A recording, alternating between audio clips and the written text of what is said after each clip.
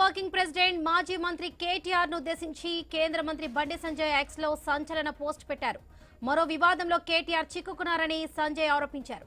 వాహనాల smuggler Basharat Khan DRI అధికారులకు ఇచ్చిన వాంగ్మూలాన్ని తన పోస్ట్ కు జత చేశారు బండి సంజయ్. బసరత్ ఖాన్ 8 ల్యాండ్ క్రూజర్ వాహనాలను స్మగ్లింగ్ చేయడంతో వాటిపై డీఆర్ఐ అధికారులు ప్రశ్నించారన్నారు సంజయ్.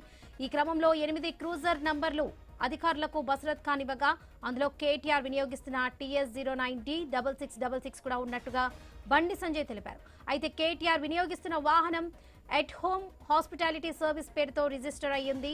దీంతో ఎట్ హోమ్ కేటీఆర్ కుటుంబానికి ఉన్న లింక్ పై అధికారులు ఆరా తీస్తున్నారన్నారు కేంద్ర మంత్రి సంజయ్.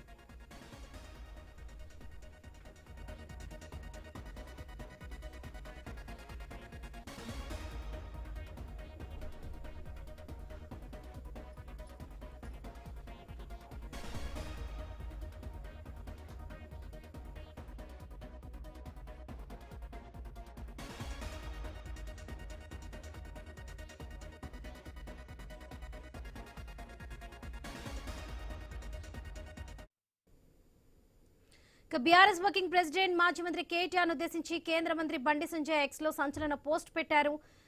వాహనాల స్మగ్లర్ బసరత్ ఖాన్ డీఆర్ఐ అధికారులకు ఇచ్చిన వాంగ్మూలాన్ని తన పోస్ట్ కు జత చేశారు బండి సంజయ్. ఇదే విషయానికి సంబంధించి పూర్తి అప్డేట్స్ మా ఇన్పుట్ ఎడిటర్ శ్రీకాంత్ అందిస్తారు. శ్రీకాంత్. Varalakshmi, good afternoon. అంటే గత 10 సంవత్సరాలుగా హైదరాబాద్ లో లగ్జరీ కార్లకు ఒక అడ్డా, లేదంటే లగ్జరీ కార్ డీలర్ ఎవరైతే బసరత్ ఖాన్ ఉన్నారో, సో గతంలో ఆయన గుజరాత్ లో పోలీసులు అరెస్ట్ చేయడం జరిగింది. ఆల్మోస్ట్ కోట్లాది రూపాయల సుంకాలను తప్పించి లగ్జరీ కార్లను విదేశాల నుంచి, జపాన్ నుంచి, అమెరికా నుంచి హైదరాబాద్ కు తెప్పిస్తారు. శ్రీలంకలో వాటి డ్రైవింగ్ సిస్టమ్, ఏదైతే డ్రైవింగ్ సిస్టమ్, స్టీరింగ్ సిస్టమ్ ఉంటుందో అది లెఫ్ట్ నుంచి దాన్ని రైట్ కు షిఫ్ట్ చేస్తారు. ఆ తర్వాత హైదరాబాద్ దిగుమతి చేస్తారు. ఇట్లాంటి కార్లలో 7 కార్లు హైదరాబాద్ లో లాంచ్ చేశారన్నది కూడా ప్రధానంగా, కస్టమ్స్ ఎగ్గొట్టి ఈ కార్లను దిగుమతి చేశారన్నది కూడా ప్రధానంగా వినిపించినటువంటి అంశం. దీంట్లో ప్రధానంగా ఇప్పటి వరకు కనీసం 30 హై ఎండ్ వాహనాలని అక్రమంగా దిగుమతి చేసుకున్నట్లు కూడా గతంలోనే అధికారులు గుర్తించడం జరిగింది. వాటిలో కొన్ని కార్లను ఇప్పటికే అధికారులు గుర్తించడం, దాంట్లో the very luxurious vehicle hammer EV కానీ, కోడిలాక్ ఎస్కులేట్ కానీ, రోల్స్ రాయిస్ కానీ, లేదంటే లెక్సస్ కానీ, తో పాటు టొయోటా ల్యాండ్ క్రూజర్, తో పాటు లింకన్ నావిగేటర్ లాంటి లగ్జరీ కార్లు కూడా బసరత్ ఖాన్ దిగుమతి చేస్తున్నట్టుగా ఇప్పటికే అంటే అధికారులు గుర్తించడం జరిగింది. అయితే ప్రాథమిక దర్యాప్తులో కొన్ని కీలకమైనటువంటి అంశాలు చెప్పడం జరిగింది. ఈ వాహనాలను అమెరికా, జపాన్ లాంటి దేశాల నుంచి తీసుకొచ్చి దుబాయ్ లేదంటే శ్రీలంకకు తీసుకెళ్లి అక్కడే ఎడం వైపు ఉన్నటువంటి డ్రైవ్ సిస్టమ్ ని కుడివైపుకు మార్చి వాటిని దిగుమతి చేస్తారనేది ప్రధానంగా ఉన్నటువంటి అంశం. సో ఇట్లాంటి నేపథ్యంలో ఈ కార్లు హైదరాబాద్ లో ఎవరి దగ్గర ఉన్న ఈ లగ్జరీ కార్లు, సుంకాలను ఎగ్గొట్టి ఈ కార్లను దిగుమతి చేసుకున్నటువంటి కార్లు ఎవరు వాడుతున్నారంటే, ఈరోజు బండి సంజయ్ చేసినటువంటి కామెంట్స్ చాలా తీవ్రంగా బీఆర్ఎస్ పార్టీలో దుమారం రేపుతున్నాయి. కేటీఆర్ కు సంబంధించినటువంటి కార్ ఏదైతే ఉందో, TS09D6666 వెహికల్ ఉందో, ఇది కేటీఆర్ వాడుతున్నారు. ఎట్ హోమ్ హాస్పిటాలిటీ సర్వీస్ పేరుతోటి రిజిస్టర్ అయ్యిందంటూ కూడా బండి సంజయ్ పెట్టినటువంటి కామెంట్ లో తెలుస్తోంది. ఇది ఎట్ హోమ్ కేటీఆర్ కుటుంబానికి ఉన్నటువంటి లింకు పైన కూడా అధికారులు ఆరా తీస్తున్నట్టు ఇప్పటికే కేంద్ర హోంశాఖ సహాయ మంత్రి బండి సంజయ్ చాలా సంచలన కామెంట్లు చేయడం జరిగింది. అంటే బసరత్ ఖాన్ దింపినటువంటి ఈ బండ్లలో ఒకటి కేటీఆర్ దగ్గర ఉందంటే, మరి మిగతా బండ్లు ఎవరెవరి దగ్గర ఉన్నాయి ఏంటి, ఈ అంశం కూడా ప్రధానంగా ఉంది. చాలా రోజుల నుంచి బసరత్ ఖాన్ సంబంధించినటువంటి అంశం అఫ్కోర్స్ గతంలో కోర్టులో కూడా ఈ అంశం పరిగణలోకి వచ్చింది, లోకాయుక్తలో కూడా వెళ్ళింది. ఇంకా దీనిపైన చాలా విషయాలు తెలుసుకుందాం. మా కరెస్పాండెంట్ స్వామి కూడా అందుబాటులో ఉన్నారు. Swamy, good afternoon. So Basarat Khan, I think Swamy ఇక్కడ రానట్టున్నారు. సో ఏదేమైనా కానీ, అంటే ఏదైతే ఈ బసరత్ ఖాన్ అధిక కస్టమ్స్ సుంకాలను తప్పించుకోవడానికి నకిలీ పత్రాలతో పాటు తక్కువ విలువ కలిగినటువంటి ఇన్వాయిస్లను ఉపయోగించి ఈ కార్లను దిగుమతి చేసినట్టు కూడా గతంలో అధికారులు చెప్పడం జరిగింది. ఆల్మోస్ట్ ఒక 1-2 ఇయర్స్ నుంచి బసరత్ ఖాన్ పేరు చాలా నానుతోంది కార్ల విషయంలో.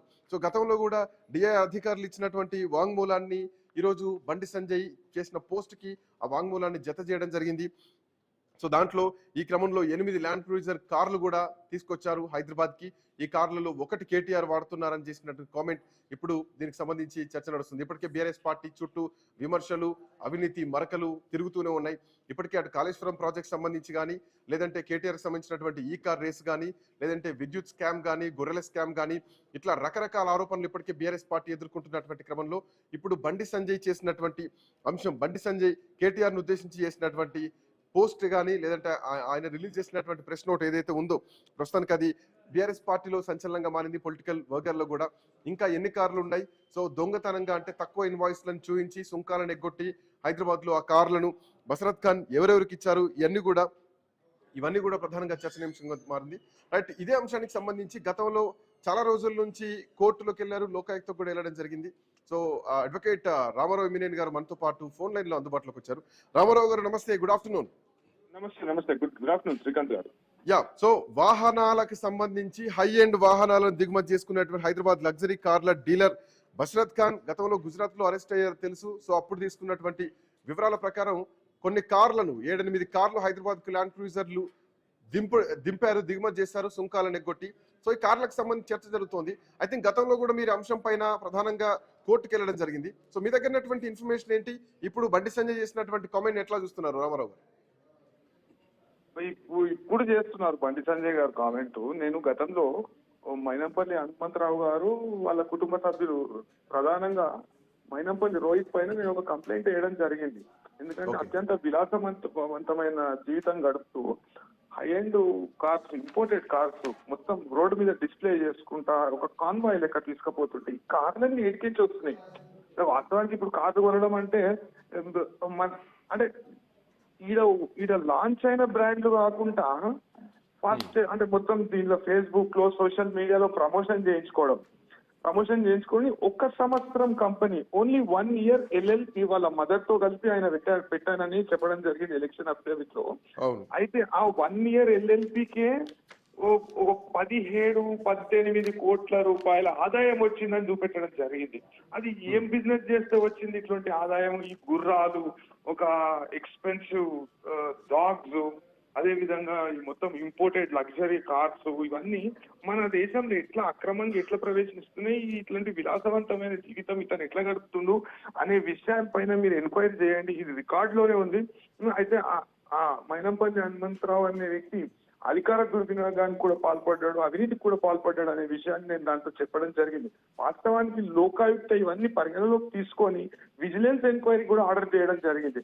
అయితే ఈ ప్రభుత్వం విజిలెన్స్ ఎంక్వైరీ ఎందుకు కండక్ట్ చేస్తలేదో, లేకపోతే డిస్క్రీట్ గా కండక్ట్ చేస్తుందో మనకు తెలియదు. కానీ విజిలెన్స్ ఎంక్వైరీ లోకాయుక్త ఈ విషయంపై స్పందించి, నేను వేసిన ఫిర్యాదు పైన స్పందించి విజిలెన్స్ ఎంక్వైరీ కూడా ఆర్డర్ చేయడం జరిగింది శ్రీకాంత్ గారు. అంటే సార్ మీరు పెట్టిన కేసులో అంటే ఇప్పటికి చాలా వాహనాలు ఉన్నాయి ఆల్మోస్ట్. ఇవన్నీ కూడా తనకు ఉన్నటువంటి బిజినెస్ పార్ట్నర్ ఎవరైతే ఉన్నారో ఆ పార్ట్నర్ ను కూడా అధికారులు గతంలో గుర్తించడం జరిగింది. ఫామ్ హౌస్ లో ఇవన్నీ కూడా అక్రమంగా దిగుమతి చేసుకున్నటువంటి కార్లన్నీ కూడా ఫామ్ హౌస్ లో ఉంచారని తెలిసింది. ఆల్మోస్ట్ ఒక 30 కార్లను కూడా హై ఎండ్ వాహనాలను అక్రమంగా దిగుమతి చేసుకున్నారు. అయితే గతంలో మీరు అన్నట్టు ఇప్పుడు మైనంపల్లి రోహిత్ దగ్గర ఉన్నటువంటి కార్ల వెనకాల ఉన్నటువంటి చరిత్ర ఏంటి, ఇవి ఎట్లా ఇంపోర్ట్ చేసుకున్నారు, ఖచ్చితంగా వీటికి సంబంధించి ఎంతో కొంత సుంకాలు పే చేసిన తర్వాత ఇవి రోడ్డు మీదకి ఎక్కాలి. సో అట్లాంటి ట్యాక్స్ ఎగ్గొడుతున్నారా ఈ నాయకులు? ఇవి రోడ్ల మీదకి ఎట్లా వస్తున్నాయి, వీటి వెనకాలన్నటువంటి బ్యాక్గ్రౌండ్ ఏంటి, నెట్వర్క్ ఏంటి? అంటే మనం ఇప్పటి వరకు ఒక రకమైనటువంటి మాఫియాని చూసాం, కానీ ఇది ఇంకొక రకమైనటువంటి చర్చ తీవ్రంగా నడుస్తోంది.